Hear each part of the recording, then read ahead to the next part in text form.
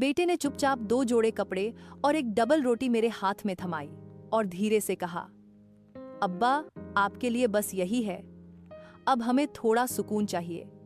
दरवाजा पीछे बंद हुआ और रिश्ता शायद हमेशा के लिए टूट गया। मैंने वह रोटी एक आवारा कुत्ते के आगे डाल दी। शायद वह भूखा था, या शायद मैं इसे समझ पाया था। फिर मैं ओल्ड होम की तरफ चल दिया, कदम बोझिल, दिल सन्नाटा और निगाहें बेनाम सी उम्मीद में लगी रहीं। 3 दिन तक दिल में एक ही सवाल गूंजता रहा, क्या मेरा बेटा मुझे लेने आएगा?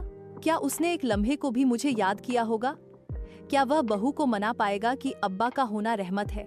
चौथे दिन एक निरीक्षक ने आकर कहा, बाबा जी, आपसे कोई मिलने आया है। दिल ने धड़कना शुरू किया। चेहरे पर बरसों बाद मुस्कुराहट आई। हाथ कांपते थे, मगर उम्मीद मजबूत थी। शायद बेटा पलट आया हो। सीढ़ियां उतरते हुए मैं दुआ पढ़ता रहा, और जब मेहमान खाने पहुंचा तो देखा एक आवारा कुत्ता, दुम हिलाते, आंखों में पहचान लिए, जबान बाहर निकाले, मेरे कदमों में बैठा था। वही कुत्ता जिसने सिर्फ एक रोटी पाई थी, मगर शायद वफा सीख ली थी।